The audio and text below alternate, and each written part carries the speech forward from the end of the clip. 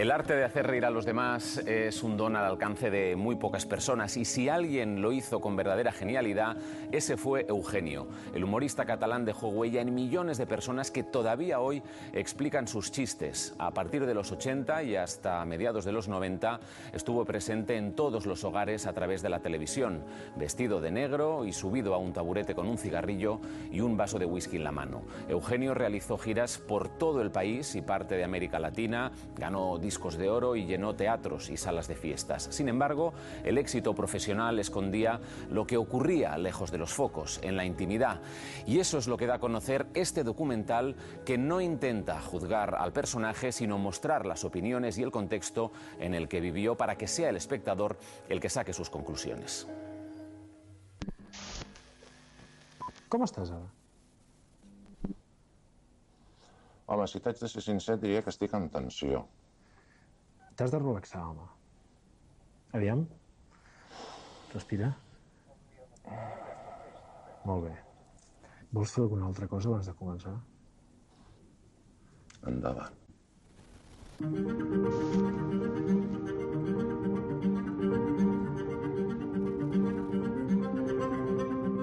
En esos últimos días yo creo que estaban en un momento de análisis, ¿no? de su vida, y quería hacer las cosas bien, pero también quería dejar las cosas claras, quizá.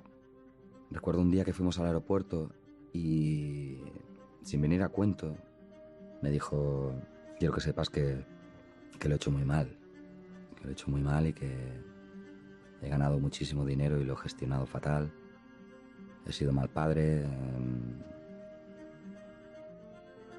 Fue muy triste oír eso, pero me alegré de que lo dijera también. Básicamente quería quedarse en paz, ¿no?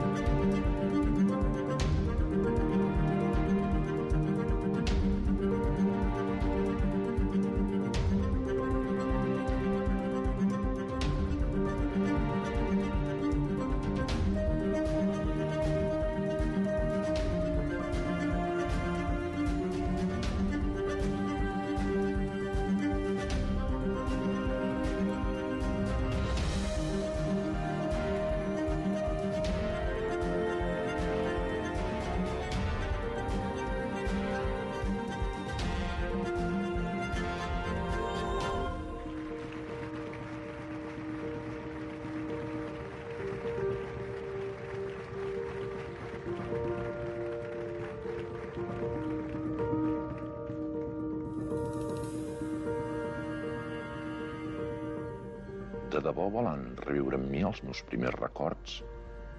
Doncs vinguin. Mi padre Eugenio Jofre Bafayui nació en plena posguerra, un 11 de octubre de 1941. Éramos 3 hermanos. Mari Carmen era la mayor, Eugenio y yo era la pequeña. Nos llevábamos 4 años cada uno. Mis abuelos se van a vivir a la calle Marina, una planta baja muy humilde, donde incluso llegan a convivir 3 generaciones bajo un mismo techo.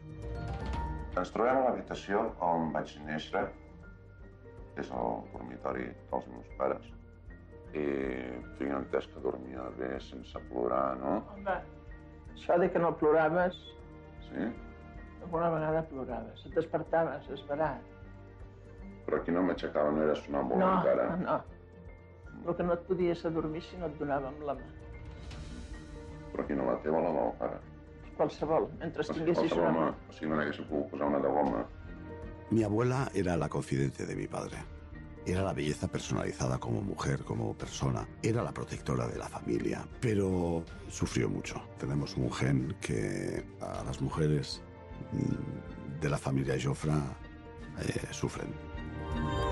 Mi abuelo era un tío muy severo, un tío muy dictatorial. Era un machista.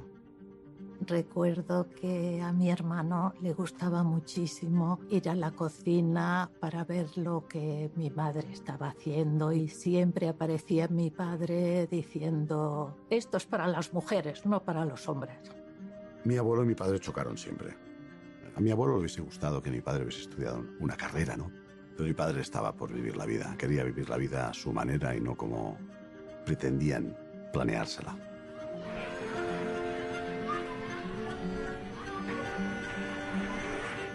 Mi abuelo le decía, no harás nada en esta vida. Esa frase marcó a mi padre. Y mucho. El Avi Martí, su abuelo, era el referente para mi padre. Era una bellísima persona, una persona que siempre estaba dando consejos, un tío con la cabeza muy bien amueblada. Recuerdo que mi padre un día me dijo, después de recitar un poema, con 5 o 6 años que debería tener mi padre, mi bisabuelo Martí dijo, un dia, amb aquesta veu que tu tens, con esta voz que tú tienes, guanyarás molts duros, ganarás muchos duros. Estaba claro es que mi bisabuelo Martí dijo que esa voz marcaría un estilo y una forma de contar historias.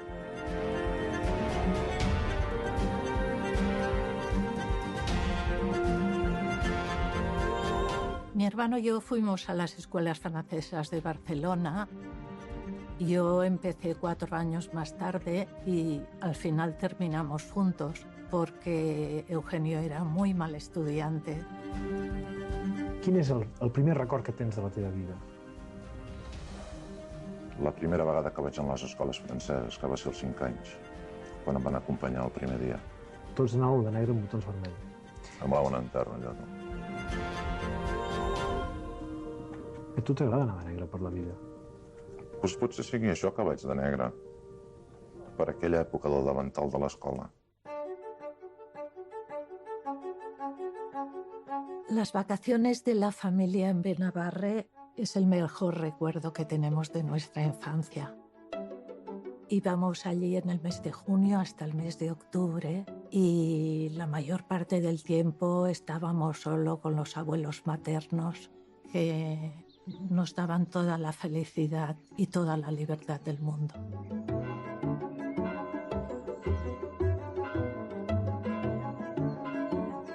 La veritat és que tot l'estiu quedava ple de la presència teua així, dels xocs, de les aventures que corrèvem. Ens assentàvem així una quadrilla, tots els xavals, i estàvem fins a la 1, a les 2 del matí, contant aventures, inventant-les, improvisant-les. Después de cenar, cada noche, se reunían en la plaza todos los niños de Benabarre y lo que hacía él era, explicaba una ventis, una aventura. Cada día era una diferente, que él se inventaba, lógicamente. Con esas aventuras, esos ventis que contaba, ahí empezó la forma de narrar y de crear el lenguaje de mi padre.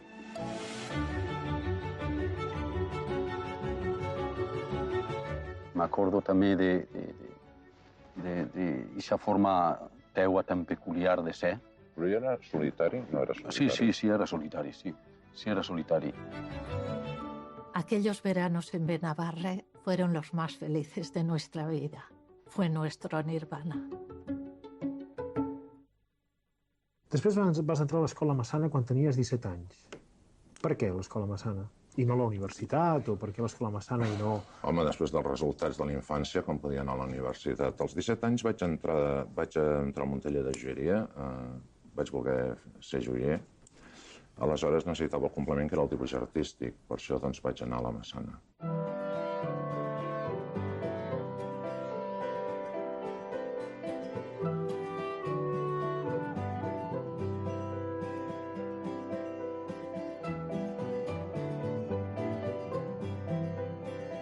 El fet de no agradar-li els estudis, en canvi el van portar per ésser un bon dibuixant a l'Escola Massana, on va sobresortir, i el va portar després, posteriorment, a ser un excel·lent joier. El hecho controlador que tuvo mi abuelo con mi padre hizo que cuando le hace la mili, que es cuando empieza a salir por la noche, estaba en su salsa, se lo empezó a pasar de puta madre, y la noche atrapó a Eugenio.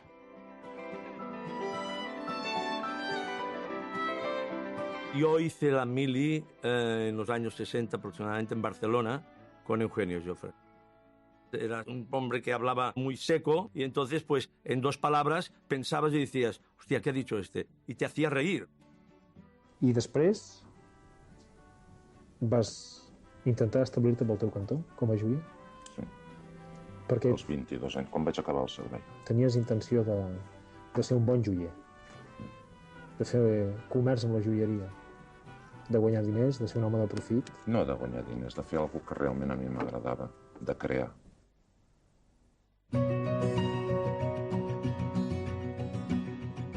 Conchita era una persona única, valía horrores. Conchita era una mujer muy inteligente y alegre. Clarísimamente fue ella quien le marcó el rumbo a mi hermano. Conchita Alcaide Rodríguez es mi madre, que fue una chica que vino a Cataluña para estudiar, para intentar crecer, ya que era de una provincia de Huelva, de un pueblecito que se llama Baracena, y decide venir a Barcelona pues para abrirse camino en la vida. Ella estudia delineante, pero su pasión era cantar. Mi padre, sobre el año 1965, tenía fecha de boda con la que era su novia en aquel momento. Estaba viviendo en la calle Marina, muy cerca de la Plaza de Toros de la Monumental. Y el hecho de cruzar e ir a compartir tabaco a un bar, de repente ve un grupo de gente con una chica morena cantando. Y antes de compartir tabaco, esto fue un poco lo que a él le cautivó. Y mi padre se enamora locamente perdido de mi madre. Y su arma es intentar enamorarla tocando la guitarra. Y lo que hace es anular esa boda y empezar una nueva vida con la que sería su esposa.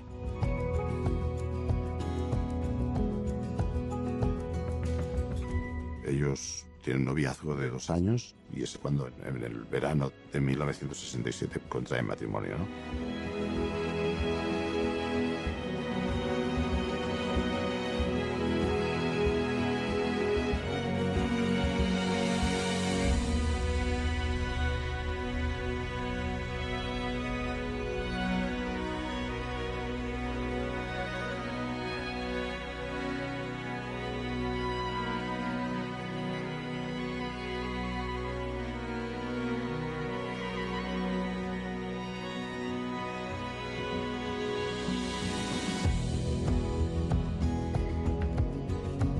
Mi padre pues sigue con su profesión de artesano joyero y mi madre pues ejercía de delineante. Es ahí con estas dos profesiones totalmente diferentes deciden compaginarlas o unirlas con la pasión de mi madre que era cantar y deciden crear el dúo musical els dos en la época de la nova cançó y empiezan pues las giras por los pubs de la noche barcelonesa.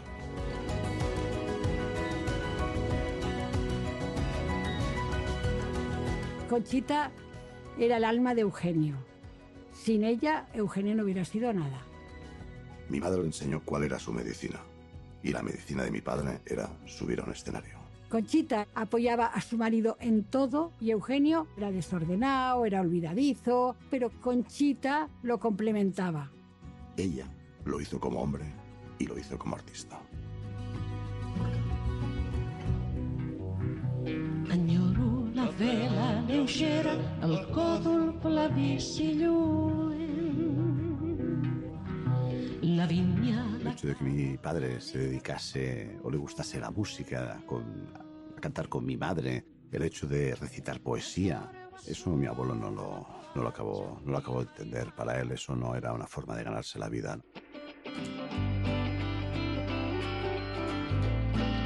En el año 1968 mis padres se presentan a un concurso de villancicos en Pamplona. Se hacen con el segundo premio con la canción Repica tambor. Bueno, després del Festival de Villancicos Nuevos ens vam dedicar al món de la cançó durant 3 anys.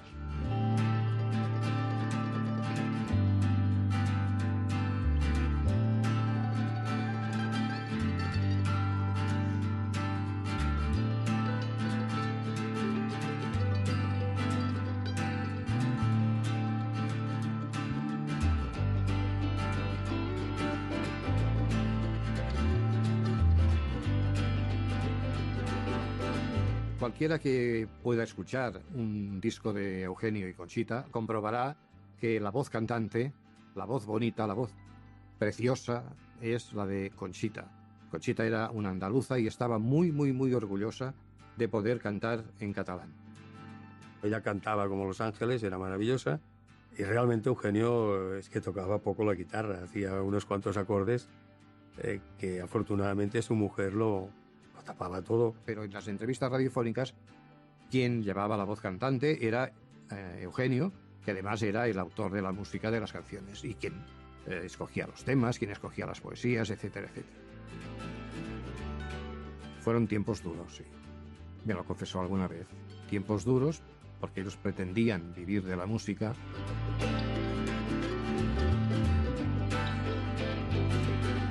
En ese año, en 1969, graban 2 discos con la discográfica Belter.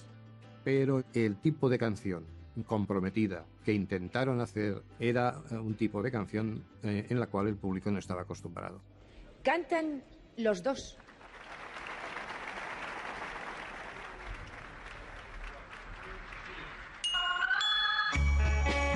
Al ver que ese camino, digamos, comprometido no acababa de ir a ningún sitio, pues entraron a cantar otro tipo de canción un poco más comercial. Sonreír, trabajar, es un canto al porvenir, la esperanza de un hogar, la razón de mi existir. Y ahí es donde ya en castellano pues intervienen la preselección de la canción española para el Festival de Eurovisión, con una canción que no estaba nada mal, era una canción tipo folk. Es igual que una canción.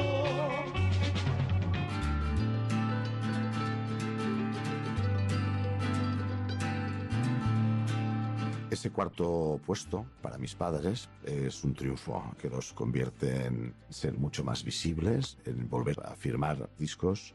Y es cuando empieza ya lo que es la tournée de las actuaciones en su vida. Yo siempre he pensado que aquella intervención de Eugenio y Conchita en el Festival de Eurovisión fue el final de un sueño. El final del sueño de Eugenio de querer ofrecer un tipo de canción comprometida, un tipo de canción, digamos, de autor.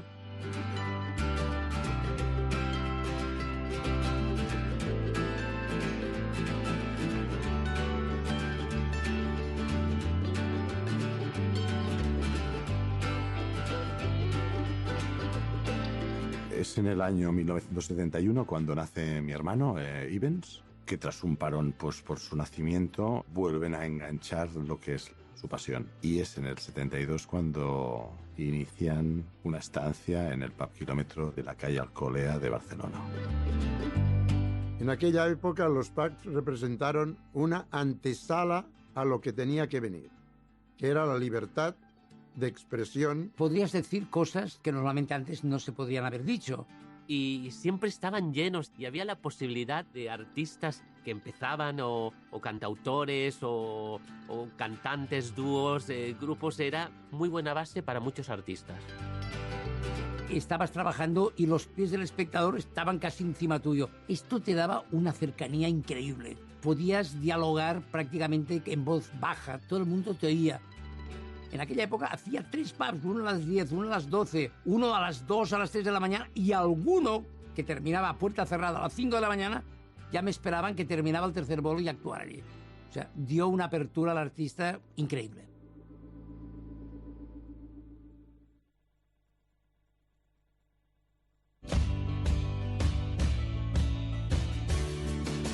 El Pub Kilómetro se inauguró en el año 1970.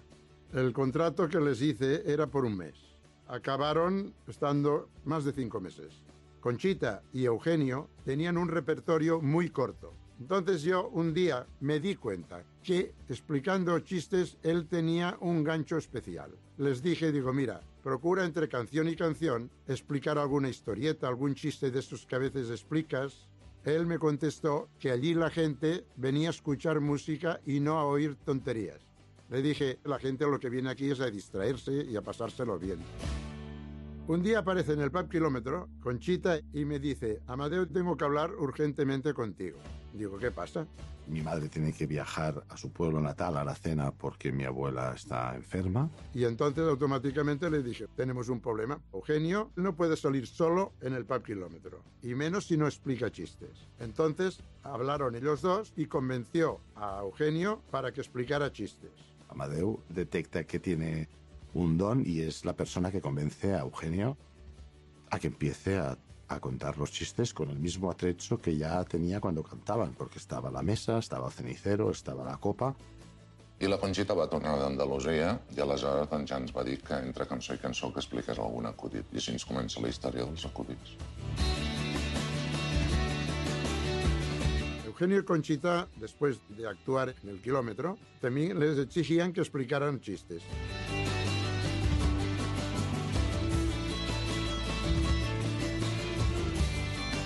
Un día nosotros fuimos a Albavieca, estábamos allí tomando una copa y viene él con la Conchita, se suben al escenario, empiezan a tocar y uno de nosotros del grupo dijo: Eugeni, cuéntanos un chiste, cuéntanos algo y tal. Y él no quería.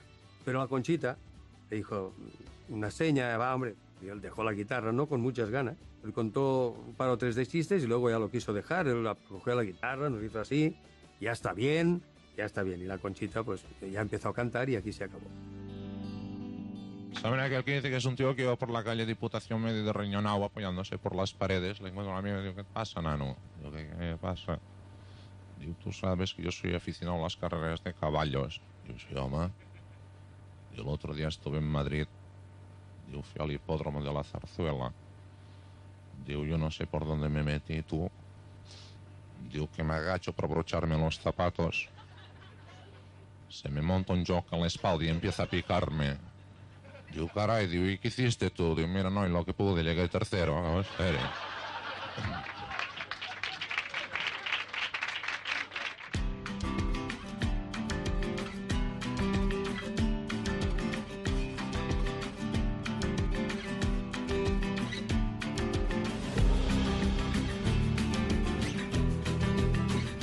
Posteriormente, tras estos años 72, 73, 74, llega un momento que les llega la oportunidad de ser copropietarios de un local con el nombre de Sausalito, en la calle Teodoro La Madrid.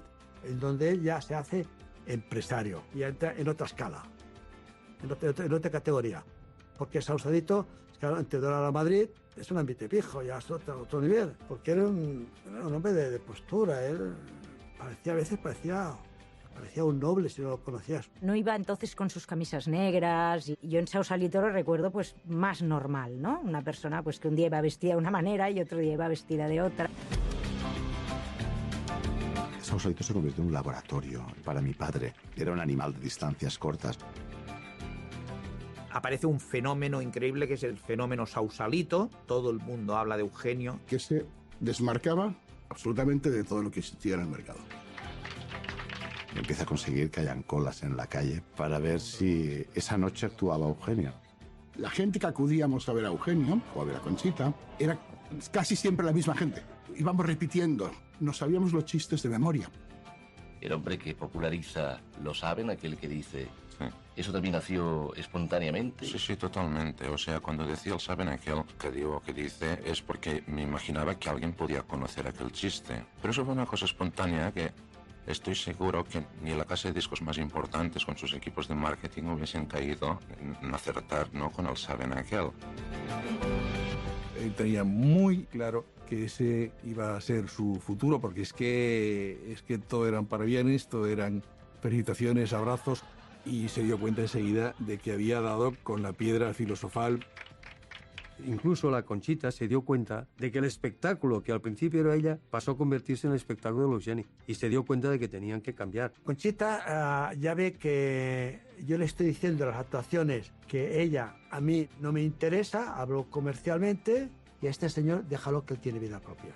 Llavors, què ha passat amb la Conchita professionalment? Bueno, la Conchita ha format un grup, ella continuarà cantant i que tindrà més èxit el que vam tindre nosaltres cantant, amb duo. I tu, Conxita, sents professionalment que et falta alguna cosa, ara que no hi és l'Eugeni? L'Eugeni. Mi padre empieza a estar en su salsa en esa época. Fue un ave de noche. Él no tenía fin. Acaba la actuación, todo el mundo una copa con Eugenio, cuenta otro chiste. Oye, ¿por qué no vamos a tomar otra copa a otro sitio? Esto es muy humano, que llegue un momento que altere un poco la vida matrimonial. Mi madre era mucho más responsable que mi padre y sabía que tenía unas obligaciones al día siguiente. 2 obligaciones que eran 2 niños que tenía que levantar por la mañana y vestirlos y llevarlos al colegio.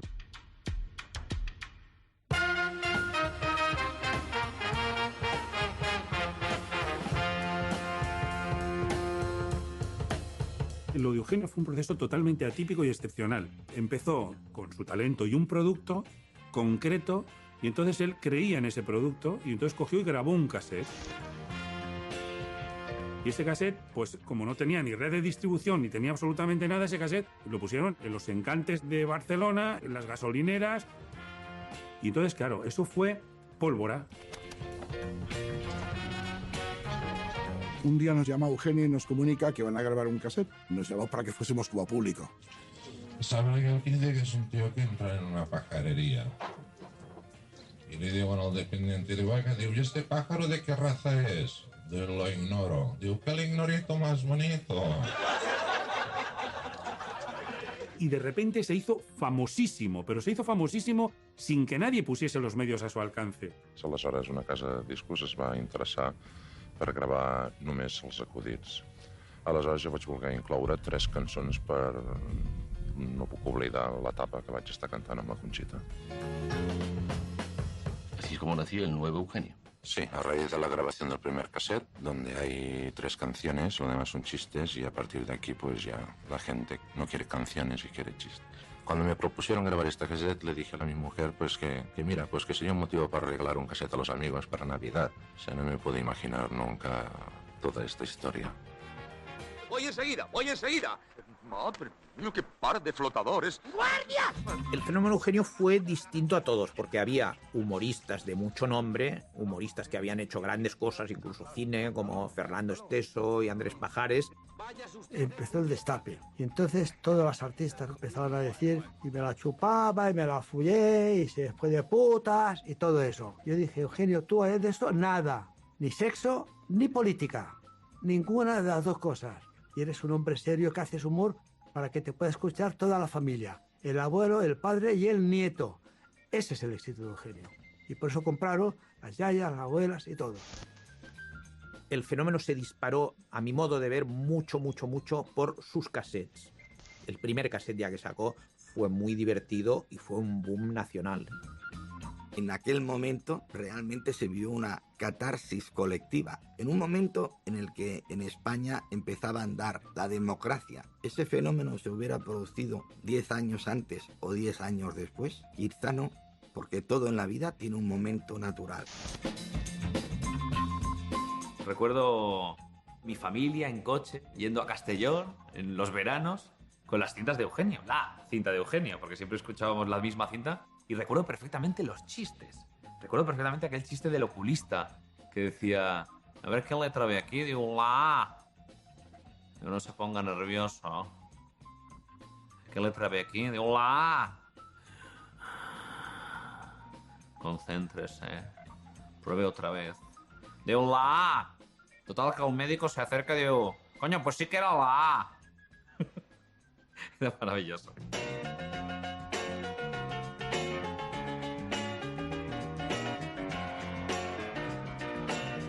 En el año 80 era disjockey de Planeta 2001, que era la primera sala grande que había en Barcelona. Y empezamos en Planeta 2001 la presentación de Eugenio. Bienvenidos a Planeta 2001. Si son tan amables, yo les pediría un favor de guardar silencio. Es que me están haciendo fotografías y que no salgan movidas, ¿saben?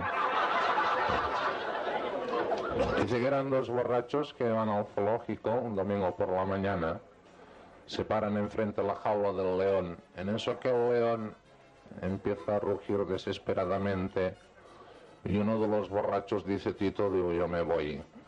Digo, yo me quedo a ver la película, todo.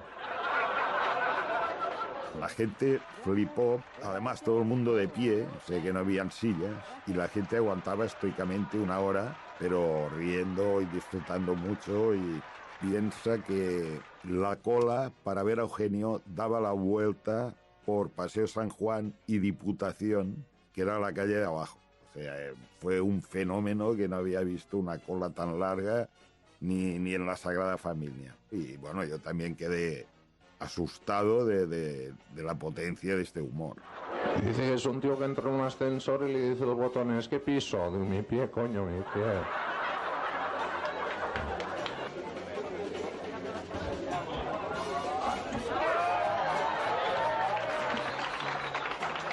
Y esta se la subes a mi madre, que está allí arriba. No te escapes ahora, ¿eh? No, no.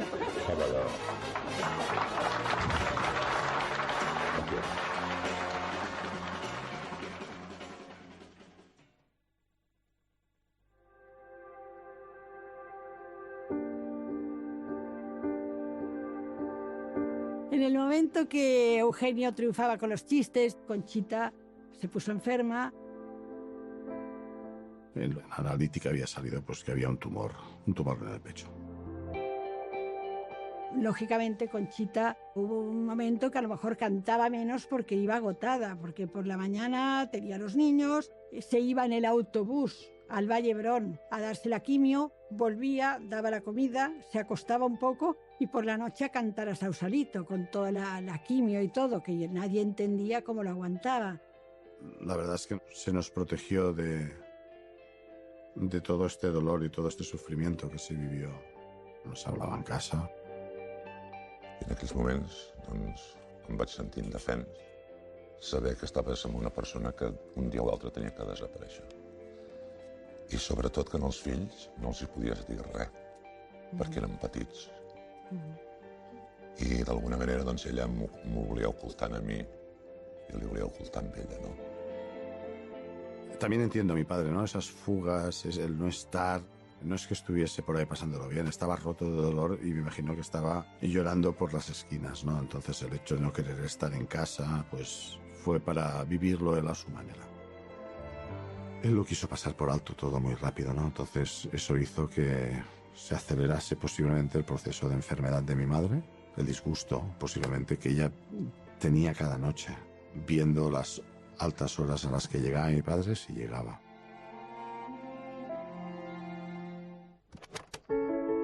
El programa Cosas era un magazine que se hacía en directo, lo hacía Televisión Española desde Madrid con una conexión a Barcelona, que estaba Mónica Randall. Una de las conexiones que hacían para Barcelona es para presentar a un humorista que era diferente. El tema está que llego a televisión, yo quiero ver la caja y veo lo que proyectáis vosotros. ¿Saben aquel que dice que es un tío que va a la estación de Francia y le dio a un empleado, digo, oiga, por favor, digo, el rápido, ¿qué hora sale? Digo, ya. Termino el programa y digo, esto ha quedado mal. ¿Quién es el realizador? Ustedes no han visto nunca a Eugenio. ¿Dónde están las risas y los aplausos? ¿Dónde está la actuación de Eugenio? Vamos a hacerlo bien este programa. Eugenio tiene que trabajar con público, no hay público. Y quiero una mesa. Eugenio parece un pájaro que arriba encima de un podio. El whisky tiene que estar encima de una mesa. El cenicero tiene que estar encima de una mesa. No puede estar con un cenicero buscándolo. Pero que no se han explicado quién es Eugenio. Eugenio pasa de la noche a la mañana, entra en todas las casas y todos los viernes está en un programa de la tele y esto corre como la pólvora. Cuando mi hermano se hizo famoso, mi padre alardeaba con todo el mundo. Sin embargo, mi madre sufría porque creía que la fama y el ambiente en que debía moverse, siendo él una persona tan sensible, no sería el camino más adecuado para llegar a la felicidad. Mi madre ve el éxito de mi padre y esto, para ella, lo fue todo. Hablamos de abril del año 80, fue la última foto de mi madre, precisamente en ese programa Cosas, que lo vivió con mi padre este éxito. Pero esa unión familiar, ese cuarteto que éramos mi hermano y yo junto a mis padres, ahí nos quedamos tres, ¿no? Mi padre es como si ya empieza a hacer la vida por otro lado. Yo no quiero ver o no quiero notar que hay un cambio en el carácter de mi padre. Le acaba de llegar algo que pocas veces te llega en la vida y compaginarlo con la familia. Compaginar todo eso es realmente imposible.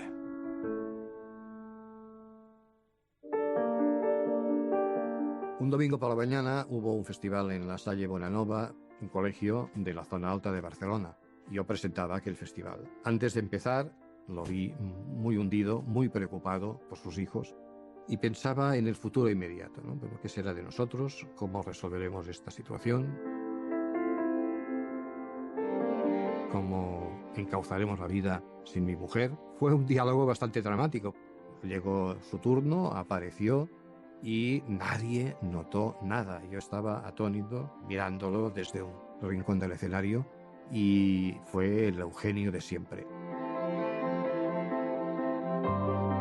El día que muere mi madre es un 11 de mayo de 1980. Muere en casa. Se espera que mi hermano esté comulgando. Para mientras está comulgando, mi madre está muriendo.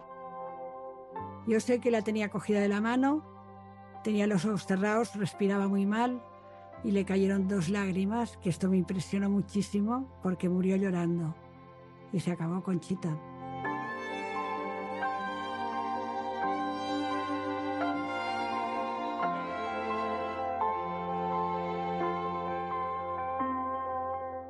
El día que se entierra a mi madre, ese día él tenía una actuación contratada en Valencia concretamente, que todo el mundo le recomendó que no podía ir, que no podía cogerse un coche, no se podía ir a Valencia.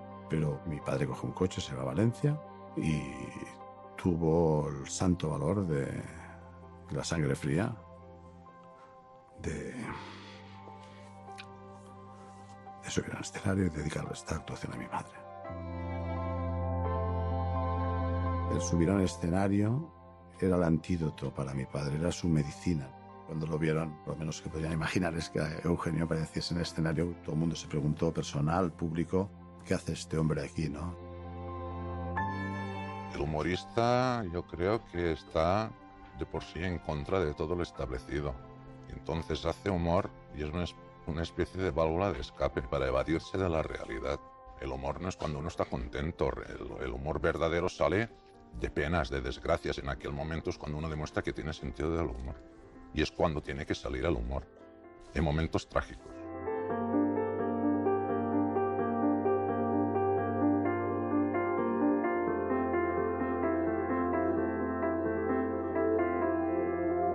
Bueno, per mi la Conxita va ser una persona molt important. O sigui, l'Eugeni és l'Eugeni gràcies a la Conxita. O sigui, aquesta falta de seguretat que en uns certs moments tenia jo i que continuo tinguent, no? O sigui, que la trobo molt a faltar. Aquesta força me la donava ella. Aleshores jo tinc que recordar la meva dona com... Bueno, tinc que recordar de la cosa més meravellosa del món.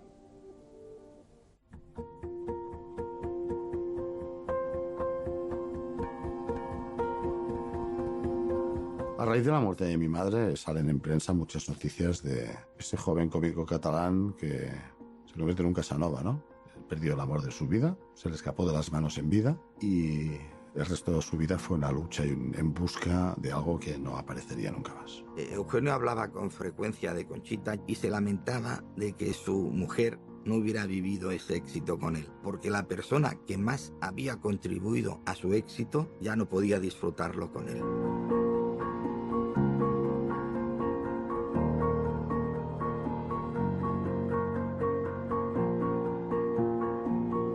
Ese punto de tristeza, que es lo que choca a la gente, es algo innato en él.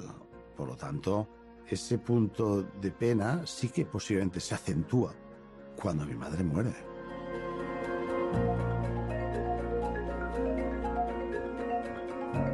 El primer disco de oro en la carrera de mi padre, para él representa un reconocimiento ya, o sea, a mi madre, ¿no? Fue un boom y fue único, y yo creo que el éxito de Eugenio es porque ofrecía algo nuevo, que no había ofrecido nadie anteriormente. Su imagen se le reconocía por todas partes a la primera. ¿Cuántos discos y cassettes tiene grabados Eugenio hasta ahora? 3 cassettes. 3 cassettes. De los... Y 3 discos, 3 long-plays. De los que se han vendido, creo, miles y miles de copias. O sea, en total habré vendido 1 millón de cassettes entre los 3. Él me comentaba que pasó en 15 días de cobrar 10.000 pesetas por actuar un fin de semana a cobrar $500.000 por gala y hacer 150 galas en un año, cuando tuvo el boom. Estas cosas pueden desestabilizar a cualquiera. En ese sentido, su hermana jugaba un papel importante. Carmen fue una persona muy importante en la vida de Eugenio porque, entre otras cosas, le ponía orden. Carmen le administraba, le ayudaba en los contratos.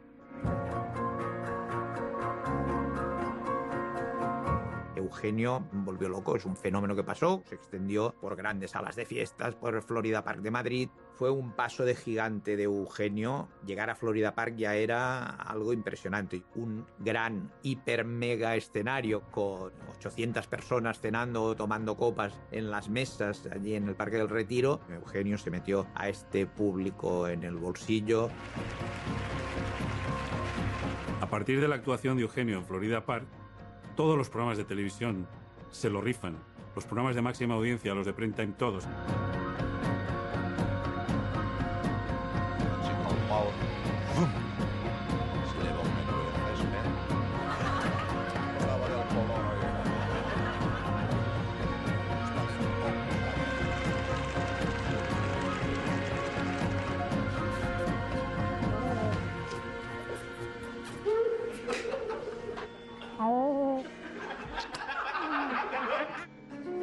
Adormiba la rosa de los rosales, adormiba mi niño, que ya es muy tarde.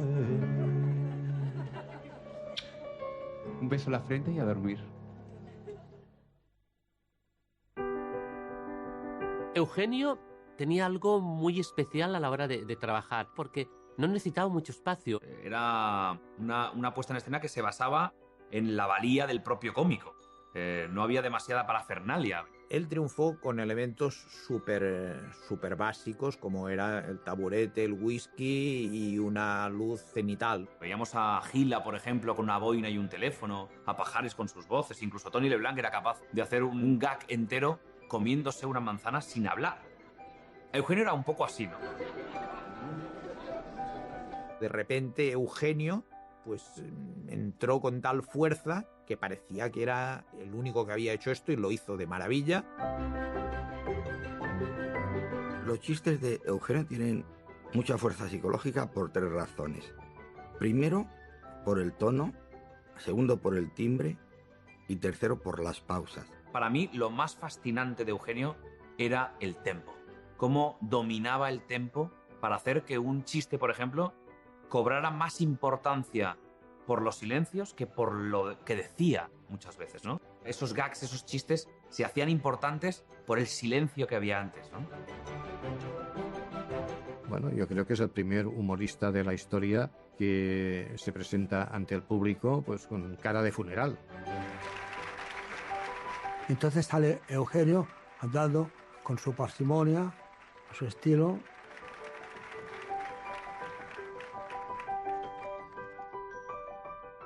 Mirándose todo aquello, que dice, joder, sí que hay gente aquí. Él se hacía un pulso del mismo, a ver cuánto tiempo aguantaba la gente en silencio. Es un poco el redoble del tambor antes de que el trapecista haga el triple salto mortal. Llegaba a desesperar al público y era maravilloso. Realmente era una capacidad de aguantar, de mantener el tipo hasta que yo quiera lanzar el chiste, que a mí me parecía de genio.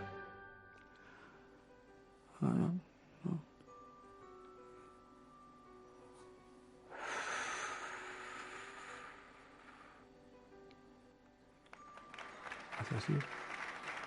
La gente, ja, ja, ja.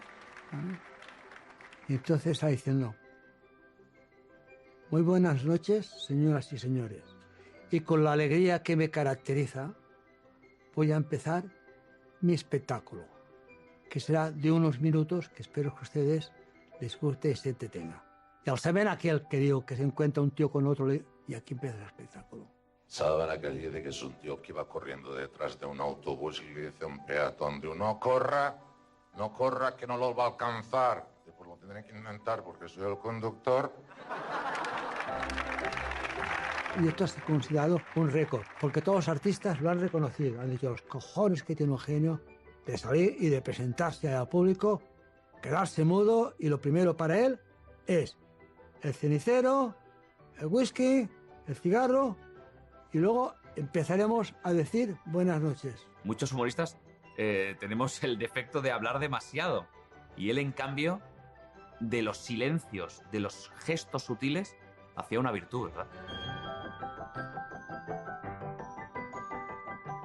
Bueno, la voz de Eugenio era muy gutural, muy de garganta, muy de bajar, ¿no? Tu propia voz de... lo saben acá. Y luego tenía esa parte nasal, esa parte por detrás de la nariz, y el acento catalán, ¿no? Es esa forma de hablar. Has hecho muy popular lo del bilingüismo. Has alternado los dos idiomas. Sí. ¿Crees que ahí está la virtud en el bilingüismo? Bueno, es uno de los factores importantes, creo yo, junto con la seriedad, con la entonación, con las pausas que hago.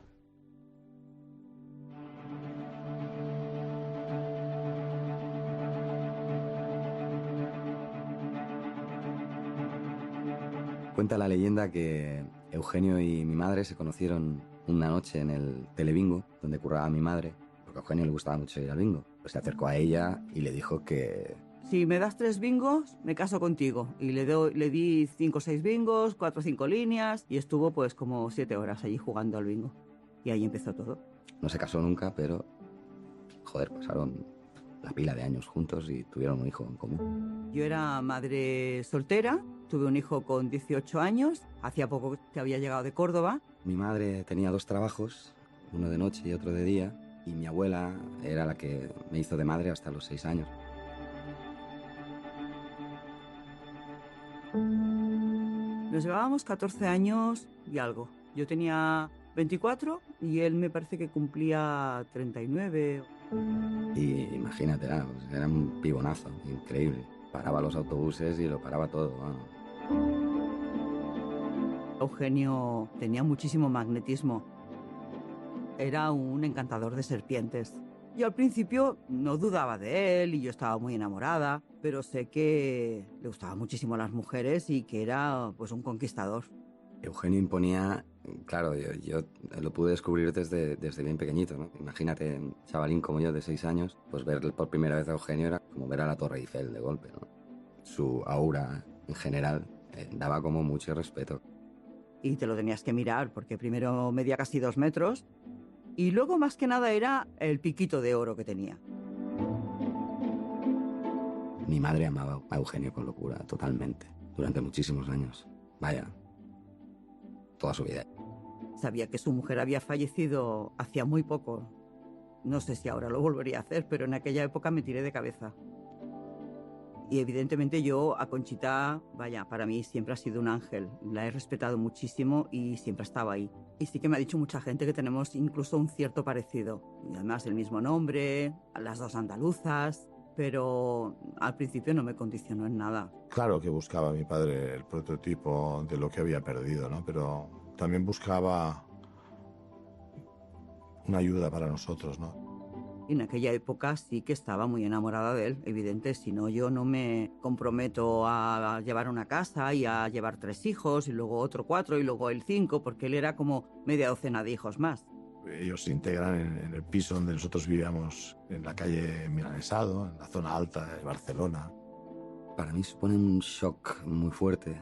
La madre que tenía mi madre, digamos, pues de alguna manera me fue un poco extirpada, ¿no? Pues por exigencias de la vida de Eugenio, pues ella no podía estar tanto conmigo como yo deseara, ¿no? Yo a Eugenio lo acompañaba prácticamente siempre, desde que nos conocimos. Mis hijos estaban bien atendidos, teníamos una persona que cuidaba de ellos. Para mí personalmente es un choque importante de trenes. Los niños son muy crueles, pueden llegar a ser muy crueles, ¿no? Y en su caso, pues sí lo fueron conmigo. Pero entiendo el motivo de por qué lo fueron, ¿no? Yo sí tenía madre, ellos no. Era un cúmulo de circunstancias que se juntaron, pero yo estaba en inferioridad, porque primero para empezar era uno solo y además era más pequeño, ¿no? Con lo cual ellos jugaban con eso, ¿no? ahí aparece toda la rebeldía que tiene que parecer en un niño en esa situación. Digamos que eran un poquito traviesos conmigo, por decirlo suave. Pero lo entiendo, con el tiempo la verdad es que no les he hecho nada en cara. Conchi no lo pasó bien, solo tengo palabras de agradecimiento para Conchi y para Dani, ¿no? A mí me consta que Eugenio quería y deseaba ser un buen padre. Lo que pasa es que no era su faceta más acertada. De hecho, él era consciente que quizá no dedicaba todo el tiempo que deseaba. Lo que pasa es que sí es verdad que a veces cuando venía de viaje se le olvidaba traerle algo a los niños. Traía todo para él, a mí me traía alguna cosa. Y yo sí que es verdad que alguna vez le decía, bueno, a los niños no le traes nada. Y al día siguiente me daba un talón en blanco y yo me iba al Corte Inglés. Quiero decir, para compensar una cosa con la otra. Entonces, bueno, era un poco este punto de incoherencia que dices, con unas cosas muy estricto, con otras tiramos la casa por la ventana. Vivía un poquito de cara a la galería. Tenía incluso más en cuenta las opiniones de la gente de la calle que las opiniones de los de dentro de la familia. Hombre, fue un padre duro. Freud decía, el niño es el padre del hombre. Y no cabe duda de que lo que hemos vivido en la infancia, de manera activa o reactiva, lo reproducimos como adultos. Cuando tú eres hijo de una persona tan mediática y que es tan famoso, básicamente, bueno, ves toda la gente que tiene a su alrededor y que responden de una manera, pero tú ves otra visión. Entonces pensaba eso, todo el mundo se ríe con él y de su manera de actuar, pero yo no tenía el mismo sentimiento. Mi sensación era diferente. Yo a mi padre no lo compartía con nadie, lo que pasa es que llegó un momento que yo veía más a mi padre por la televisión que en casa, ¿no? Entonces tuve la sensación, ¿no?, de que mi padre era mi padre, pero mi padre era un padre compartido por mucha gente.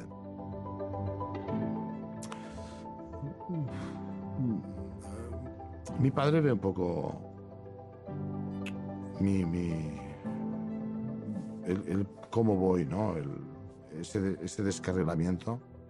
Eugenio se quedaba con Gerard y sabía que Gerard era un mano rota, era un desastre, pero era su hijo predilecto. Y lo que él decide un poco es intentar encauzar mi vida de todas las maneras posibles, ¿no? Entonces es cuando él también coge las riendas y decide que voy a ser el road manager más joven de España y entonces es cuando yo le acompaño en las giras, ¿no? Yo era un road manager con 14 años y lo que hacía era estar a disposición de lo que mi padre necesitase, ¿no? Pues desde ponerle una bañera si lo necesitaba, irle a comprar tabaco a las 3 de la mañana. Yo le daba un sueldo por acompañar a su padre y lo hacía bien. Pues nada, era acompañar a su padre, ponerle el micro, cobrar y viajar con su padre.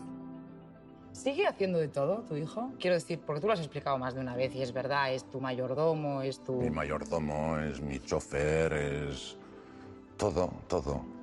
Mi secretario particular. Todo. Sí, sí, sí. Y aguantador de tus neuras. Y aguantador de mis neuras. Yo conocí a mi padre al 100%, o sea, yo a mi padre con una mirada, yo sabía lo que realmente quería. Me hubiera gustado a lo mejor un poquito más de empatía paternal, quizá, en esos primeros años, pero es lógico, la tuve después con él.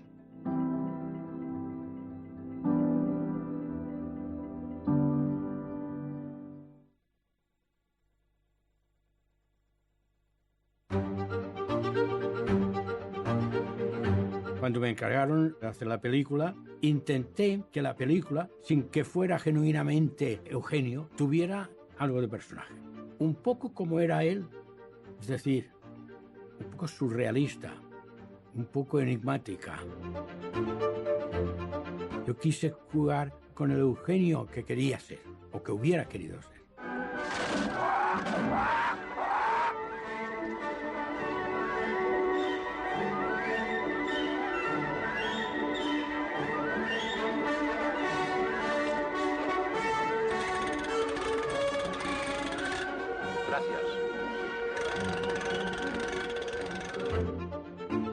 Viendo cómo se movía en su propio entorno, quizá exigente con sus hijos, pues a mí me pareció que era muy válido jugar la carta al revés, hacer el padre cariñosísimo con su hija, en este caso era una hija, en la historia de la película, cuando rodaba todas las escenas familiares con la niña, se notaba que se encontraba muy bien. La película no acabó de funcionar comercialmente. No era el Eugenio que se conocía de los chistes, de sus historietas. La película quería ser el espíritu, tal vez, el espíritu de Eugenio.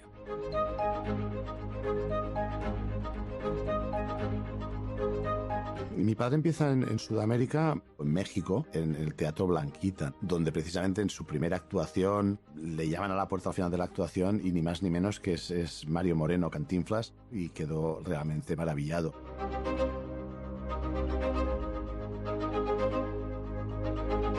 Era muy querido en Chile. De los españoles, el más famoso de cómico era él. En aquella época, Chile estaba gobernada con la dictadura de Pinochet. Estaba el camerino, tocaron la puerta, el director del casino y el representante que nos llevaba. Y dice, óigame, Eugenio, va a venir el presidente Pinochet. Usted cuenta un chiste de militares, no lo cuente. Y Eugenio se puso a temblar. A temblar no porque estuviera en el teatro, sino porque empezó a pensar qué podía pasar después de la actuación. Efectivamente, estaba en la primera fila Pinochet y estoy lleno de policía. La sala era pequeñita. Y empieza Eugenio, y yo mirando a Pinochet, digo, madre mía, yo lo estaba rezando.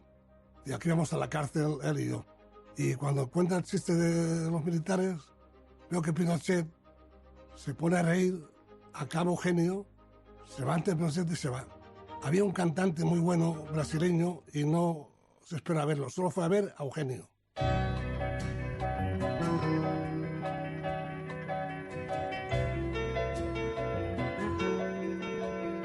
El Muntanyà, a Seva, Osona, és una urbanització mig amagada entre el bosc que fa un grapat d'anys es va fer popular perquè era el refugi d'alguna estrella del futbol.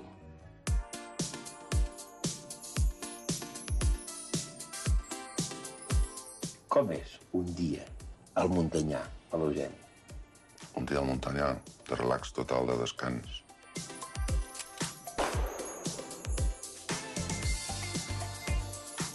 La família, al cap d'uns anys, s'ha anat ampliant i vaig decidir fer aquesta casa.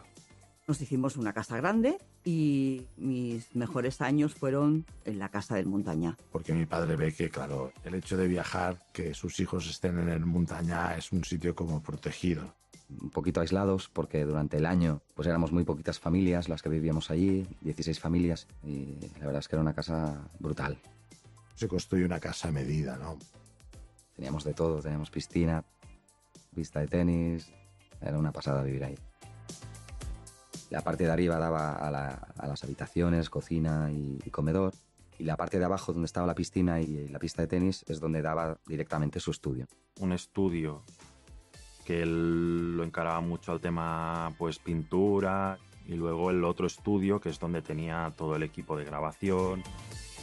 Era un lugar muy emblemático lleno de cuadros de James Dean, quizá ese personaje atormentado y alineado un poco y incomprendido, ¿no? Rebelde sin causa.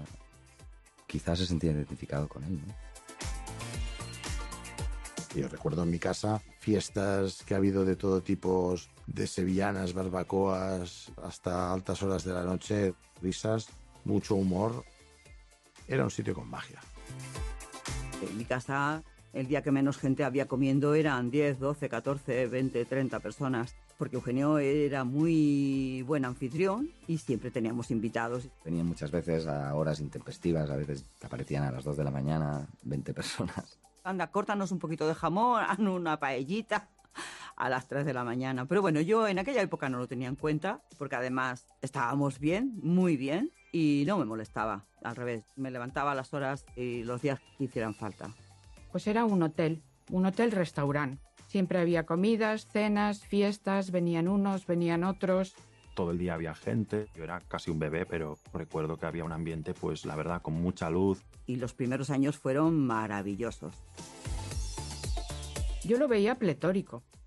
En ese momento estaba en la cumbre. Posiblemente se estaba dando cuenta de que tenía todo lo que había anhelado, ¿no? El Muntanyà era un sitio muy importante para Eugenio. Yo creo que es donde más se realizaba, donde pensava, donde creava. A través d'aquesta pissarra realment fas un projecte del que serà l'actuació. Sí, exacte. Aleshores, l'avantatge d'aquesta pissarra, que a més és molt fàcil, el teniu escrit així per memoritzar-los, és una pissarra de 2 pantalles i aleshores, doncs, puc tindre una fotocòpia del que t'ha escrit. O sigui, aquí tenim una actuació de l'Eugenio. Tenía una memoria prodigiosa. Todos los chistes los tenía matemáticamente estudiados y hechos. Cada chiste lo contaba siempre igual. Eugenio era muy perfeccionista, mucho. A nivel obsesivo, yo creo. Y nos utilizaba de conejillo de indias con los nuevos chistes que se le habían ocurrido y nos moríamos de risa porque él era el primero en troncharse explicándolos. Él paría muchos chistes y de hecho a veces estábamos sentados viendo la tele o estábamos en la cama y me decía, nena, coge el bolígrafo y apunta. Y de los que yo le había contado también había aprovechado alguno. Donde veía un libro de chistes lo compraba. Volviendo en el avión de Chile hicimos escala en París. Dice, Enrique, espérate que voy a un kiosco de ahí y compro chistes en francés. Él tenía más de 50.000 chistes, porque él los escribía a mano y se los iba pasando en folios desde una máquina de escribir. Una señora le llamó, había enviudado en aquellas fechas y que su marido era coleccionista de chistes. Y tenía una colección de 150.000 chistes. Eugenio, sin pensárselo 2 veces, le compró la colección. Durante 2 años de protagonistas, todos los martes hicimos un concurso con el fin de que los oyentes enviaran sus chistes. Quien decía si eran aptos para ser radiados o no era el propio Eugenio. Dábamos unos premios de $500.000 de pesetas al ganador y los chistes que merecían la pena efectivamente los incorporaba a su espectáculo. Algunas veces que le acompañaba a sus actuaciones, al terminar, además de acercarse cantidad de gente para saludarle personalmente, muchos de ellos le entregaban notas con chistes. No decía nada porque sí. Cualquier frase, cualquier cita que había en sus chistes, que hay muchas citas, todas eran muy estudiadas, muy documentadas. Dice que es un niño japonés que viene aquí a España a estudiar. Entra en un colegio. En eso que el maestro les digo a los alumnos, dice, niños, habéis podido comprobar que hay un nuevo alumno en la clase. Este niño es japonés. Se llama Suzuki. Espero que seáis buenos compañeros. Tened en cuenta que este niño ahora se encuentra en un país extraño para él, claro. Demostrad la hospitalidad que tenemos los españoles hacia los que vienen de fuera, a pesar de que sean japoneses. Y ahora vamos a empezar la clase. Vamos a ver, niños, quién dijo y en qué año estas palabras. Llora con lágrimas de mujer lo que no supiste defender como hombre. En eso que el japonesito levanta el dedo, le digo al maestra, ¿tú lo sabes, Suzuki? Digo, ¿quién fue? Dice la madre de Boabdil, 1492. Dice el maestro, digo, muy bien. En eso que soy la voz de un niño que dice a la madre que parió sus japoneses. Dice el maestro, digo, ¿quién dijo eso? Digo, General MacArthur, 1943. Eugenio era un hombre que se ponía muy nervioso antes de las actuaciones. Normalmente no quería ver a nadie durante los últimos 10 minutos, se cerraba en su camerino. Para él, los 5 primeros minutos eran terroríficos. A la que un surt en un escenari, doncs s'estableix una tensió que has de vèncer d'alguna manera i t'has de relaxar per retransmitir un bienestar y aquesta relaxació en el públic. Era miedo escénico que uno lo tiene que empujar. Hay anécdotas que me decían, Gerard, ¿has cobrado? Digo, sí. Digo, pues vámonos. Digo, no, porque tienes que subir a hacer tu trabajo, ¿no? Le gustaba mucho escudriñar el artista, ¿no? Esos matices que hacían diferente a un artista, ¿no? Eso me lo supo inculcar muy bien a mí. El hecho de vivir esa infancia, pues de alguna manera relegado a ser el hijo bastardo, nació en mí esa necesidad de expresarme. La música fue la que me salvó, ¿no? Yo imitaba mucho a Michael Jackson, ¿no? Tenía mi habitación llena de pósters de Michael Jackson hasta el techo y un día me dijo, no llegarás nunca a hacer nada en el mundo de la música. Hasta que no encuentres tu propio yo. Y yo, pobrecito mío, estaba ahí temblando, ¿no? En plan, hostia, te lo ha dicho Eugenio, será que es verdad. Y me vio arrancar todos esos pósters con una sonrisa de oreja a oreja como no lo he visto sonreír nunca. A partir de entonces fue cuando me pude encontrar a mí mismo. Yo me recreo en el escenario cuando interpreto estos chistes. Yo me veo que soy el loco, el borrachito, el padre que llega a su casa borracho, y entonces es cuando disfruto, porque es el personaje que a mí me gustaría ser. La personalidad que veía en mi padre en el trato, digamos, del día a día era lo mismo que yo presentía cuando él estaba actuando. Era la misma persona, pero con diferencias y puntualizaciones. Era una línea muy fina, ¿no? Pienso que Eugenio se interpretaba a sí mismo. Pues era capaz de estar contigo en la mesa 10 minutos con un mutis similar a los que ha hecho toda su vida en el escenario. Esto es quizá lo malo para mí que tenía, ¿no? Que no sabía separar la persona del personaje. Bueno, jo ric per dins. Em costa exterioritzar realment quan estic content o quan estic trist. Éramos muy pocas las personas que lo hacíamos reír a Eugenio. A veces, vaya, se tiraba por el suelo, literalmente, de la risa. Pero se daban pocas veces estos polos. Había gente que me decía, oye, no saluda a este tío, es así siempre de callado y tal. Es que era introvertido. Y como consecuencia, la gente, en vez de recibir eso, recibía arrogancia. Pero también podía ser muy tierno. Lo que pasa es que lo tenía como más escondidito. Fue una persona difícil de conocer, difícil de, a veces incluso de entender. Es curioso, ¿no? Porque a pesar de todo este envoltorio que tenía él, realmente era muy frágil y muy vulnerable, ¿no? Y lo era, y con el tiempo se fue acrecentando, ¿no? Esta sensación que yo personalmente tenía, ¿no?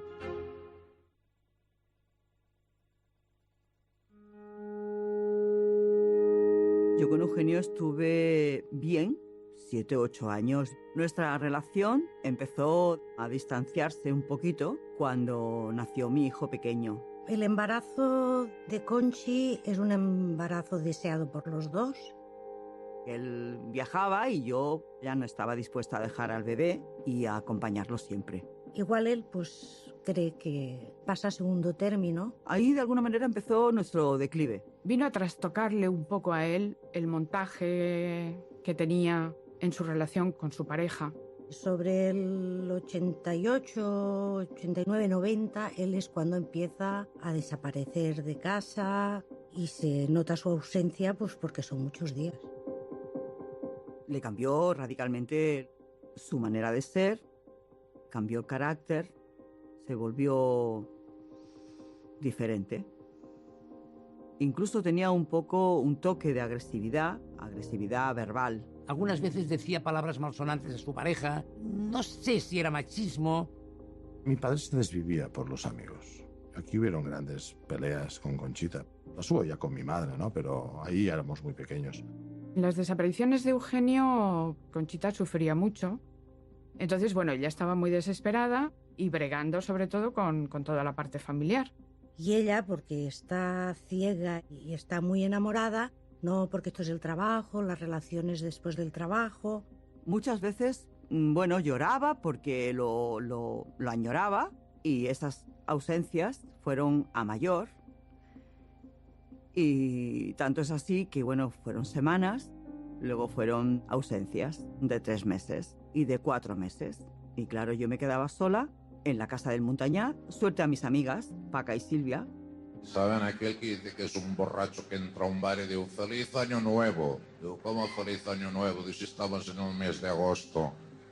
Digo, ostras, qué bronca mi mujer, de nunca me había retrasado tanto. Nunca pensaba que tardaría tanto en volver. Cuando él se iba, yo sabía a veces que iba al cuartel general, que era la casa de Milanesado, en Barcelona. Y yo sabía de algunas movidas, pues aquellas cosas que no te quieres enterar y tienes una venda en los ojos, ¿no? Pero evidentemente yo sabía que Eugenio de museos no estaba. Uno de los enemigos fundamentales de Eugenio fue su excesiva afición a las señoras y además creo que presumía de ello. Acelera todo, acelera una forma de vivir diferente, unas amistades diferentes. Es como si volviese a tener los 18 años aquellos de que todo era una maravilla, ¿no? Y de que me iba a comer el mundo y el mundo estaba a punto de devorarlo. Bueno, existía como una esperanza, ¿no? De que todo aquello pasara. Porque que bebiera Eugenio, que fumara, que fuera un crápula porque le gustaba más la noche que a nadie. Bueno, pero todo eso entraba dentro de los límites de lo normal, vamos a decir. Pero el problema era bastante más gordo de lo que nos estábamos imaginando. Un día, pues, me viene a las 6 de la mañana, toca el timbre de la puerta, me dijo que había orinado sangre y entonces le hice pasar, orinó, lo vi y a raíz de eso pues se demostró que tenía un cáncer de la vejiga de la orina que afortunadamente con la extirpación pues se curó. Teníamos un médico allí dentro de la urbanización. El médico le dijo, Eugenio, ¿tú tomas algo? Y entonces él a este médico le confesó que estaba tomando coca. Como que nuestra relación ya estaba un poco deteriorada, yo me enteraba de muy poco. Empezó a tomarla. Eugenio no había tomado nunca nada. Siempre había renegado de ese tema. Él se tomaba sus cubatas, le gustaban los carajillos. Nunca lo había visto borracho, jamás. En la época mía con él, yo tomaba drogas, cocaína, y él lo veía y lo sabía. Nunca tomó ni me dijo, invítame, nunca.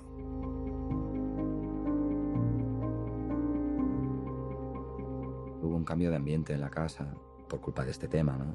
Aparecían personajes muy variopintos, ¿no? De vez en cuando. Y, bueno, trasnochaban muchísimo, a veces, pues bueno, se conectaba el día con la noche. Bueno, él estaba quizá más apático, más introspectivo de lo normal. Al principio el estudio, pues bajábamos, participábamos de aquel estudio, pero llega un momento que aquel estudio se cierra con llave. Ahí solamente bajaba él con sus amigos. Gente, por decirlo de alguna manera, indeseable, a montarse sus fiestas. Arriba estamos pues con los niños y abajo pues hay otro tipo de gente, otro tipo de personas. Quizá él sí estaba demasiado metido en ese mundo, ¿no? Quizá. Y ya no era él el que dominaba eso, sino que era eso lo que le dominaba a él.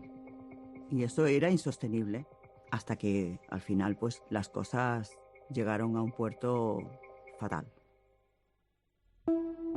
Cuando desaparece Conchita de Montaña, desaparece el alma.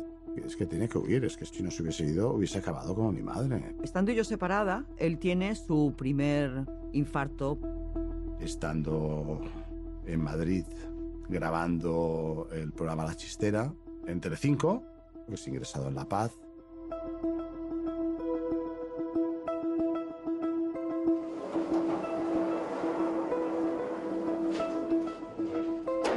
Tu has tingut un càncer de bufeta, una embòlia, has tingut també una depressió, una miocardiopatia dilatada. El metge et va dir, d'aquesta no te'n sortiràs. Vius de propina? Més que de propina, yo diría que m'han donat una altra oportunitat.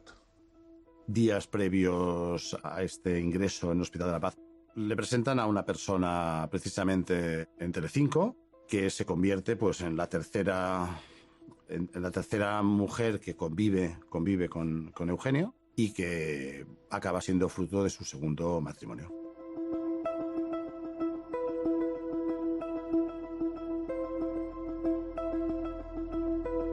Encontró a lo mejor un aliciente para intentar salir del hoyo donde yo creo que estaba inmerso. En el tema de las debilidades de uno y del otro no se ayudaban más de la cuenta. Él era mi vida, yo lo dejé todo por él, todo, porque yo soy de Madrid, yo lo dejé todo por él. Nosotros éramos muy felices, estábamos muy estables, muy compenetrados. Nosotros no éramos solo un matrimonio, éramos un equipo. Dominó completamente Eugenio, lo cambió completamente. Cuando aparece Joan Soto en la casa, tiró a todo el mundo de la casa, a los hijos, a todo, a Gerard, a todos los tiró. Y Eugenio lo permitió. Esta crisis personal la traslada a su vida profesional y pasa pues largos años sin grabar nuevos discos, alejado de los escenarios. Él en definitiva había perdido la autoestima. Él no creía ya en sí mismo. Pensaba que el mundo del espectáculo se había acabado. ¿Tú tienes depresiones? Sí, claro. Sí. ¿Y quién te las cura a ti? Procuro curármelas yo mismo. Fue una época que él se la tragó mucho él mismo. No se abrió a nadie buscando ayuda, aparte de su nueva compañera Isabel. Se le pone una dieta, se le quita la sal, se le quita el tabaco, se le quita el alcohol. Y él le hacía caso omiso al tema en el sentido de que seguía fumando, seguía bebiendo y cosas que tomaba de todo. Y entonces él, pues, poco a poco fue entrando en un estado de insuficiencia cardíaca grave y fue haciendo recaídas, y durante unos meses lo llegué a ingresar hasta 10 o 12 veces, fundamentalmente por no hacer la medicación. Entonces él caía en un estado de chafamiento, de estado de depresión. Yo estaba solo en la parte de arriba de casa, mirando la tele, mientras mi padre pues se pasaba todo el día en la parte de abajo, que yo recuerdo pues como un submundo. El que pasaba días enteros, días. Y sin cambiarse de ropa muchas veces o sin... Bueno. Entonces, claro, es normal que yo como niño quisiera ir más con mi madre y quisiera ir menos a casa de mi padre. Recuerdo también una vez que mi madre fue a casa de mi padre, cuando ya estaban separados, yo la acompañé. Porque él me llama, porque se encuentra muy mal, su mujer está en Madrid. Y solo entrar, mi madre se quedó con la boca abierta. Estaba emponzoñado todo, olía a corrompido, a humedad, y todas las cortinas echadas, todo oscuro. Entré abriendo cortinas y abriendo ventanas y abriendo todo, y le dije, ¿pero qué haces aquí, por Dios? Estaba allí abajo como un animalito indefenso.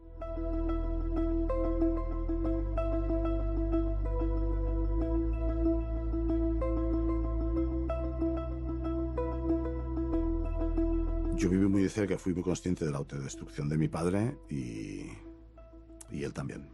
Intentamos, sus hermanas, mis hijos y yo misma, pues que saliera de ese mundo. Él estaba totalmente desconectado de la familia y yo sinceramente no reconocía al hermano que había sido para mí.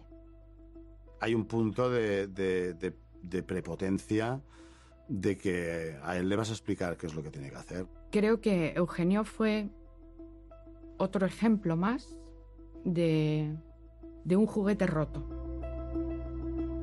Entonces se refugia en su casa, se refugia en sí mismo, en la pintura. He estat pintant, que és algo que volia fer quan em retires. Allà sí que estàs sol. O sigui, allà, en l'actuació en directe, doncs tens la immediata resposta del públic, no? Però en la pintura no.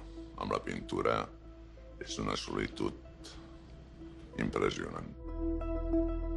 A él le fue bien esto de poder volcar, pues bueno, toda su ansiedad o lo que le provocara estar metido en el mundo de la droga, pues por otro lado lo compensaba, entre comillas, con pintar, con dibujar.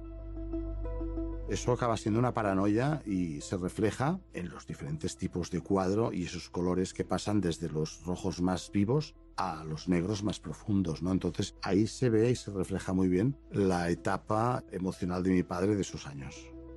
La época negra de Eugenio dura entre 4 y 5 años, en la que él se entrega al esoterismo, leía libros de estos de Nostradamus, de cosas del fin del mundo, de las energías y las pirámides. Si tu mires en l'univers, tot és perfecte. Hi ha un ordre perfecte. O sigui, la nit, el dia, les 4 estacions de l'any, tot és perfecte. Qui trenca aquesta harmonia? El ser humà.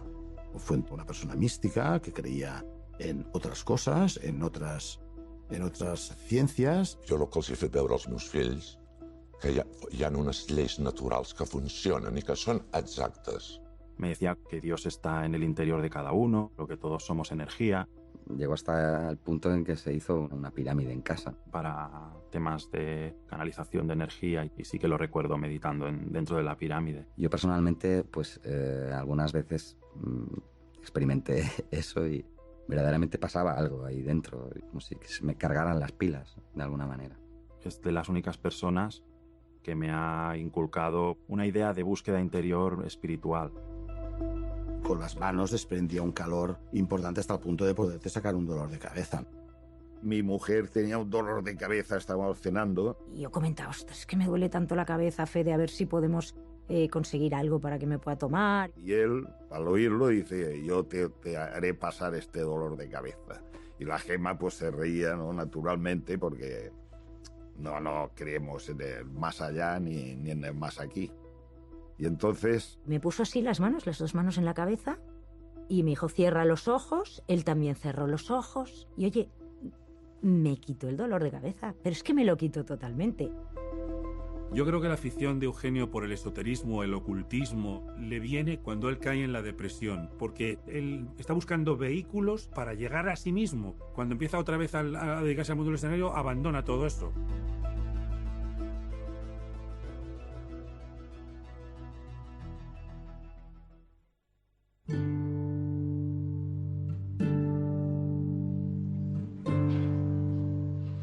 Se encuentran dos amigos y uno le dice al otro, oye, ¿dónde vas con esta mujer tan fea? Tío, mira, con tal de no despedirme de ella, darme un beso, le llevo donde sea, tú. Ese intento de volver a los escenarios, si no se lo creía ni él. Con todo lo que ha pasado, Eugenio me viene a mí con muy mala situación económica y muy mala de salud. Vuelve de una forma totalmente impuesta porque hay una necesidad de pagar las facturas. Iba sobreviviendo con lo que le quedaba y alguna cosita que de tanto en cuanto salía. Entonces ese es un producto que yo vuelvo a coger sabiendo que está desgastado y quemado. Jos Novellón vino a verme y me dijo, hombre, pues hay la posibilidad de que Eugenio actúe en Luz de Gas. Mira, Jos, te doy los lunes de 9 a 10:30. Lunes es el peor día de la semana, naturalmente. Pensando, bueno, que vendrían 50 personas, 60, y no. Llenamos, ya te digo, 300 personas venían a verlo, que fue un exitazo. Y ya la cara ya le brillaba de otra forma a él y a la mujer porque el negocio había empezado otra vez a funcionar. Tenemos ahora a Eugenio.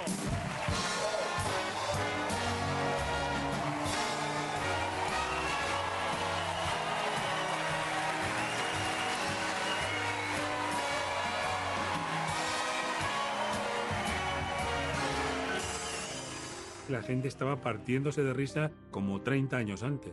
Tenía ganas de seguir estudiando, de buscar nuevo material, resituarse otra vez allí donde había estado. Y yo lo que sí me doy cuenta es que él no es el mismo. Ha perdido memoria, ha perdido fluidez, ha perdido vocabulario y como tiene mucho oficio, bueno, pues salva situaciones con sabiduría escénica. Y ahora, con el permiso de todos ustedes, vamos a guardar 15 segundos de silencio, porque se me ha ido el santo al cielo y no me acuerdo del primer chiste que les tengo que contar. Creo que él no se recuperó nunca de su adicción y entonces pues ya no había vuelta atrás. Bueno, yo creo que al final él se da cuenta de que está enfermo y que tiene que hacer mucho caso. Quitamos el alcohol ya del escenario, con la naranja o con la limonada, y intentamos que fumase solamente para su trabajo. Para mí fue doloroso ver el deterioro encima del escenario de mi padre, muy desmejorado, muy demacrado. Era irreconocible, es que estaba reventado. Los últimos 6 años de mi padre fueron muerte en vida. Y ahora, con la alegría que me caracteriza,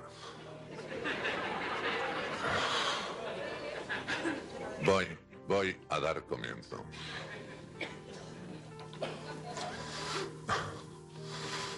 Bueno, en este periodo de su vida tuve la sensación de tener un padre por primera vez. Me supo muy mal tenerlo en estas circunstancias, pero a mí me gustaba mucho irlo a ver, porque ya me atrevía a hablar con él, ¿no? Le había perdido el respeto, ¿no? De alguna manera. Hombre, yo creo que de alguna manera él quería limpiar esa etapa oscura. Y quería hacer las cosas bien, pero también quería dejar las cosas claras, quizá. Me dijo, quiero que sepas que lo he hecho muy mal y que he ganado muchísimo dinero y lo he gestionado fatal. He sido mal padre, quise a tu madre como, bueno, muchísimo. Ha sido, junto con mi primera mujer, pues la mujer de mi vida. Y bueno, fue muy triste oír eso, pero me alegré de que lo dijera también. Y sí, yo creo que básicamente quería quedarse en paz, ¿no? Yo saliendo del quirófano, lo primero que hago es llamar a mi padre para felicitarlo que ha tenido su primera nieta. Pues el día que vino Eugenio a ver a su nieta, la primera impresión era como que estaba a punto de reventar. Pensaba encontrar a una persona contentísima y no parecía feliz. Justo cuando él tiene a su nieta en brazos, me pide de que si podemos ir a la cafetería del Hospital de Barcelona.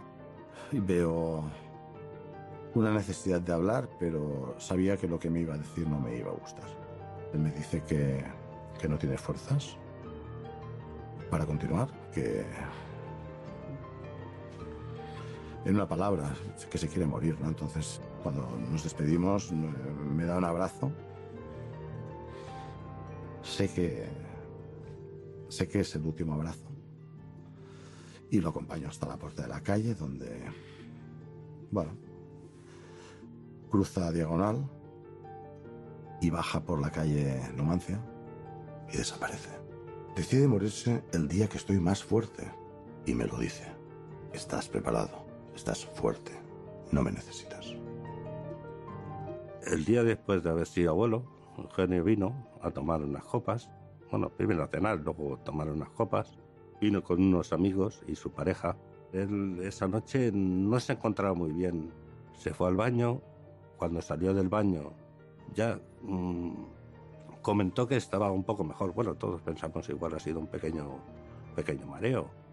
Salió del baño, fue para la pista, se puso a bailar y bueno, en ese momento se desplomó. La reacción fue reanimarlo, a lo cual se unió una enfermera y bueno, la enfermera le hizo masaje cardíaco y en aquel momento le hice el boca a boca, pero no. Realmente cuando llegó SAMUR le colocó sí una vía, pero lo único que pudo hacer fue confirmar su muerte. O sea, prácticamente se me quedó en los brazos. Y es que se nos ha ido uno de nuestros más grandes humoristas, se llamaba Eugenio, aunque oficialmente era Eugenio Jofra Bofarul. Tenía 59 años y fue sobre todo un innovador. La muerte de mi padre todavía no he podido llorarla. Cuando lo podía haber hecho, nació posiblemente la primera cosa más bonita que me ha pasado en la vida, que es mi primera hija. En ese momento no sentí un dolor de se está muriendo mi padre, sino muy diferente. Una persona conocida y punto. Pero por otro lado, a mí me inculcó cosas muy positivas, la verdad, y que lo tengo en un pedestal por eso. No se merecía morir como murió. Y esto lo voy a decir y no pasa nada porque lo diga, porque además es que lo siento así. Yo creo que a Eugenio se lo cargaron. Las personas no están para ser juzgadas, sino para ser comprendidas. Y una persona que tuvo tanto éxito como Eugenio, más que criticarlo, deberíamos comprenderlo. Es muy triste ver que alguien que hizo reír a tanta gente, ¿no? Pues al final quizá un poco murió de pena, ¿no? También. Porque seguramente a Eugenio se le recordará durante generaciones, ¿no? Y eso me hace reír. Hombre, que uno de los mejores cómicos de este país muera de pena. La reflexión a la que yo llego, o a lo que yo creo que fue lo que es la vida de mi padre, fue un drama. O sea, él vivió un drama toda su vida que lo intentó enmascarar haciendo reír a los demás, ¿no?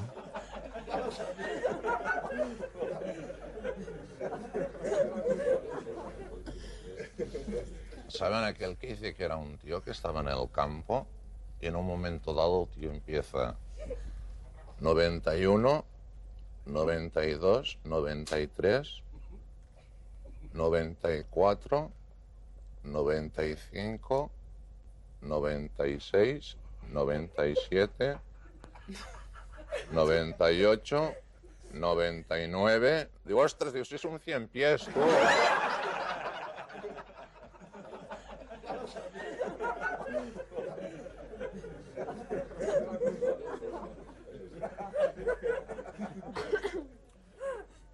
Dice que es una señora que se despierta sobresaltada a medianoche chillando. Le digo al marido, digo, ¿qué te pasa, nena? Digo, ¿qué pesadilla he tenido, querido?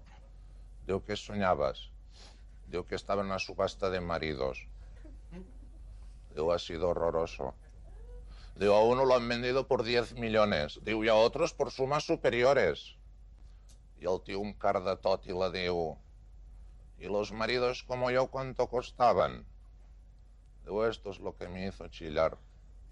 Digo, los ataban en racimos y los daban a 20 duros el manojo,